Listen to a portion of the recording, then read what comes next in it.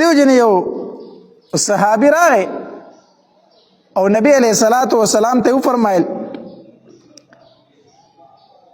چې د الله پاک پیغمبره د شریعت احکام خو ډیر زیات دي، خو ته ماته یو داسې عمل وښیه چې زه هغه خپله مشغله وګرځوم او په هغې باندې همیشه عمل کوم، ماته یو خاصه وظیفه راکړه. نبی علیہ الصلوۃ والسلام ورته وفرمایل ستا ژبه دې همیشه د الله په ذکر باندې لمده وي، همیشه د الله ذکر کوه. د دې وجې نه علماو لیکلي دي دا ذکر داسې یو عبادت دی چې د دې دپاره نه د ټایم تعین شته دی او نه ورله اودس ضروري دی. داسې یو عمل دی چې ته هر ټایم کولی شي، په ملاسته یې کولی شي، په ناسته یې کولی شي، په ولاړه یې کولی شي، په اوداسه کې یې کولی شي، بې اوداسه یې کولی شي، دکان کې ځان له کار کوي د الله ذکر کولی شي، په پټي کې کار کوي د الله ذکر کولی شي، زنانه د کور پخلی کوي د الله ذکر کولی شي، ځایونه جارو کوي د الله ذکر کولی شي. دا یو داسې عبادت دی چې دا ته په هر ټایم کې کولی شي، دې دپاره مانع نشته دی.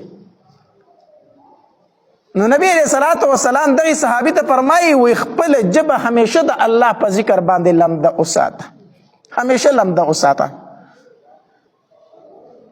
نو ذکر مونږ کې کوتاهي ډېره زیاته ده، ډېره زیاته ده.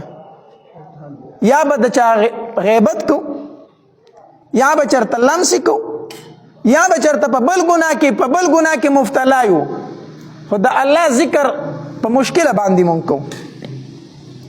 حالانکه حدیث مبارک کی راضی نبی علیہ الصلوۃ والسلام فرمای وی سلور سیزونه داسې دي چې دا چاته ورکړی شو کنه نو دته د دین او د دنیا ټولې ښېګړې ورکړی شو. صرف سلور سیزونه دي دا چې چاته میلو شو د دین او د دنیا ټولې ښېګړې دته میلو شوي. په هغې کې یو نبی علیہ الصلوۃ والسلام فرمایي وی هغه ژبه چې کومه د الله په ذکر باندې مشغوله وي، هغه ژبه چې په هغې باندې د الله ذکر کیږي. دویم نبی علیہ الصلوۃ والسلام فرمایي شکرګزار زړه، داسې زړه دی چې هر ټایم د الله شکر وباسي. او دریم نبی علیہ الصلوۃ والسلام فرمایي داسې بدن چې هغه مشقت تکلیف برداشت کوونکی دی، لږ لږ تکلیف سره چغې نه وي، تکلیف برداشت کوي. او څلورم نبی علیہ الصلوۃ والسلام فرمایي نیک عمله بیبي چې هغه د خاون په مال کې او دا ښځه په خپل ځان کې خیانت نه کوي، کو خاون موجود وي او کو موجود نه وي، دا خپل ځان د خاون امانت ګڼي. نو نبی علیہ السلام فرمایي دا څلور څیزونه چې چاته میلو شو که نه دته د دنیا او د آخرت د دین او د دنیا ټولې ښېګړې میلو شي. په هغې کې یو نبی علیہ السلام څه شی ذکر کړی؟ داسې ژبه چې د الله په ذکر سره مشغوله وي، د الله په ذکر سره مشغوله وي. نو بهترین سیز بهترین ژبه هغه ده چې په هغې باندې د الله ذکر کېږي. خبره ځکه کوم په دې موضوع باندې لږې خبرې ځکه کوم چې زمونږ په معاشره کې د الله ذکر ډېر لږ پاتې شوی دی، د الله یاد ډېر کم پاتې شوی دی. هر انسان د ځان ته سوچ وکړي زه سحر را پاسېدلی ومه، ماښام شو شپه شوله کټ ته وختم اوده کېږمه، دې د ځان سره حساب وکړي د سحر نه واله تر دې شپې پورې ما په دې ژبه باندې د الله ذکر څومره کړی دی، په دې مې کنځلې څومره کړي دي، په دې مې غیبت څومره کړی دی، په دې مې چغلۍ څومره کړي دي، په دې مې لمسې څومره کړي دي، په دې ژبه باندې د دوو تنو جنګول ما څومره کړي دي. هر انسان دې سوچ وکړي که نه، بیا به هر تن ته په خپله پته ولګي چې زه په دې ژبه باندې د الله ذکر څومره کومه، څومره زه په دې ژبه د الله ذکر کوم. هر سړی دې د ځان سره حساب وکړي. سار شو ماښام شو ورځ ټوله تېره شوه زما په دې ژبې باندې د الله نافرمانۍ ډېرې شوې خو د الله یاد پرې ډېر وشو. نو نبی علیہ الصلوۃ والسلام دغې صحابي ته فرمایي بس ته دا خبره د ځان سره یاده که چې ستا ژبه دې همیشه د الله په ذکر باندې څه وي؟ لمده وي، لمده د الله په ذکر باندې خپله ژبه لمده ساته. او دا ذکر چې کوم انسان کوي د ده زړه ته به سکون وي، د ده زړه ته به اطمینان وي، د ده زړه ته به آرام وي. انفرادي ذکر خو څوک کوي نه، انفرادي ذکر نه کوي. ډېر کم خلک داسې پاتې شوي چې ځان له ذکر کوي. او که چېرته د ذکر مجلس جوړ کړی شي چې راځئ ذکر وکړو نو وایي بدعت دې وکړو. نو ځان له ذکر کوي نه او مجلس ته چې راټولېږي او ذکر کوي نو وایي بدعت کوي. نو دا مطلب شو ستا د خبرې چې اړو ذکر کوئ ما اړو ذکر مې ځان له کوه نه په مجلس کې کوه.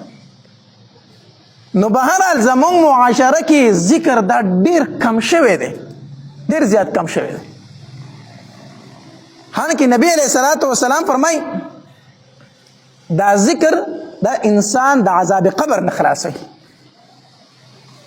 ذکر انسان د عذاب قبر نه خلاصوي. نبی علیہ الصلوۃ والسلام فرمای و ما عمل آدمی عملا انجا له من عذاب القبر من ذکر الله. نبی علیہ الصلوۃ والسلام فرمای وی په اعمالو کې داس یو عمل بل غوره نشته او بهتر نشته چې هغه ته د عذاب قبر نه خلاص کې سیوا د ذکر د الله نه. حدیث مبارک دی. نبی علیہ الصلوۃ والسلام فرمای وی په عملونو کې چې هغه عمل چې تا د الله د عذاب نه خلاصوي، د عذاب قبر نه خلاصوي، هغه د الله ذکر دی. او عذاب قبر خو به تاسو اورېدلی وي د علماونه. الله دې موږ ټولو ته پناه راکړي. حدیث مبارک کې راځي وی د عثمان رضی الله تعالی عنہ په مخ کې به چې کله د عذاب قبر ذکر کېده کنه نو ډېر زیات به یې جړل، یا به چې مقبرې ته ورغې او په قبر به سترګې ولګېدې نو ډېر زیات به جړل، حتی تر دې پورې چې دا اوښکې به په دې ږیره باندې بهېدې. نو چا ترې تپوس وکړو عثمانه د جنت ذکر کېږي د جهنم ذکر کېږي دومره نه جاړې، خو چې کله مقبرې ته راشي او قبرستان ویني او قبر ویني بیا ډېر جاړې، او د جهنم ذکر چې کېږي دومره نه جاړې. دا ولې؟ عثمان رضی الله تعالی ته وفرمایل وی دا قبر چې ده که نه دا د آخرت د پوړو نه اولنۍ پوړی ده. دا قبر کو په دې منزل کې ته کامیاب شوې خو وروستو نورو منزلونو کې به هم کامیاب شوې، خو کو د قبر په دې منزل کې ناکامه شوې وروستو بیا ناکامي او ناکامي ده، بیا خو کامیابي نشته ده. دې وجې نه نبي علیه الصلاة والسلام به فرمایل وی ما ته دا یره ده که نه چې تاسو به د خپل مړي دفن نه کوئ، که نه ما به الله تبارک وتعالی ته فرمایلي وي چې تاسو ته د عذاب قبر ښودلی وي، خو تاسو به خپل مړي بیا دفن نه کوي. او نبی علیہ الصلوۃ والسلام فرمایل وی دې څاروو باندې عذاب قبر نشته دی، کو چېرته په دوی باندې عذاب قبر وی په دې ځناور باندې که نه تاسو به د دوی نه یو سیغ غوښه هم نه وخوړلی، په دې څاروو بر سره غوښه نه وراغلې، کو چېرته دوی ته پته وي چې په موږ باندې هم عذاب قبر شته دی. دې وجې نبی علیہ الصلوۃ والسلام به فرمایل وی القبر روضة من ریاض الجنه او حفرة من حفر النیران.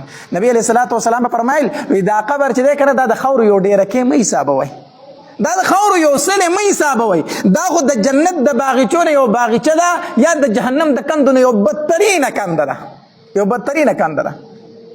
حدیث مبارک کې راځي نبی علیہ الصلوۃ والسلام فرمایي وی کله چې نیکمله انسان په دې قبر کې کېښودی شي، نیکمله انسان پکې کېښودی شي، دا قبر ورته وایي وی زما په شا زما په ملا چې څومره خلک ګرځېدل که نه په هغې ټولو کې ما ته ته خوښ وي، او ما وی چې ته به کله زما غېږې له راځې، نن زما غېږې له رالې ته ګوره زه ستا سره څومره ښه سلوک کومه. حدیث مبارک کې راځي وی د جنت بستره ورته وغوړولی شي، د برې نه اواز وشي البسوه من الجنه وافرشوه من الجنه وافتحوا له بابا من ابواب الجنه. د جنت جامې ورته واغوندوئ، د جنت بستره ورته خوره کوئ، او د جنت د طرف نه یو کړکۍ ورته کوله وکړئ چې دا خوشبویانې ورته راځي او دا قبر پې کولو شي. خو چې کله بدعمله انسان په دې قبر کې کېښودی شي نو حدیث مبارک کې راځي نبی علیه السلام فرمایي وي دا قبر ورته وي، دا ځمکه ورته وي زما په شا چې څومره خلک ګرځېده که نه په هغې ټولو کې ما ته ته ناخوښه وي، ځکه چې ده په دې ځمکه باندې چغلي کوله، قتل یې کو، غیبت یې کو، زینای کوله، غلای کوله، هر قسمه ګناه ده په دې ځمکه کوله. نو کله چې انسان په دې ځمکه باندې ګناه کوي دا ځمکه ورته خیرې کوي، ښه دې ځمکې ته ډېر زیات تکلیف میلاویږي د دې انسان د ګناه د وجې نه. نو دا ځمکه ورته وایي زما په شا چې څومره خلک ګرځېدو په هغې ټولو کې ته ماته ناخوښه وې، نن ته زما غېږې ته رالې ته ګوره چې ستا سره څه چل کومه. حدیث مبارک کې راځي وایي دا ځمکه پې داسې راجوخته شي، راتنګه پې شي. نبی علیه الصلوۃ والسلام د خپلې مبارکې ګوتې په یو بل کې داسې ورکړې، وایي ده دا چجې دا پختې په یو بل کې داسې ورننوځي لکه څنګه چې زما دا ګوتې مبارکې په یو بل کې ورالي، دا چجې په یو بل کې داسې ننوځي. د اسمان نه اواز وشي د جهنم جامې ورته واغوندوئ، د جهنم بستره ورته خوره کوي، او د جهنم د طرف نه دلته یو کړکۍ کولاو کوي چې دا لوګي ورته راځي دې قبر ته. الله تبارک وتعالی دې پناه را نصیب کړي. بیا حدیث مبارک کې راځي نبی علیہ الصلوۃ والسلام فرمایي وی یو کم سل اجدهاګانې په ده باندې مسلط شي، یو کم سل اجدهاګانې په هغه باندې مسلط شي او دې تر قیامته پورې چیچي. او نبی علیه الصلاة والسلام وفرمایل وی د دغې اجدهاګانو نه کو چېرته یوه اجدها دنیا ته راله او دنیا کې پوکې سیرپ وو د هغې پوکې به دومره زهر چې په مخ د ځمکه به چېرته شینکې زرغون نه شي. داسې خطرناک اجدهاګانې او ماران دي. نو نبی علیہ الصلوۃ والسلام فرمایي وی کو عذاب قبر د ځان نه سپکول غواړي او لر کول غواړي نو د الله ذکر کوه، د الله ذکر کوه. دا عذاب به هله سپکېږي چې کله ته څه کوې د الله ذکر کوې.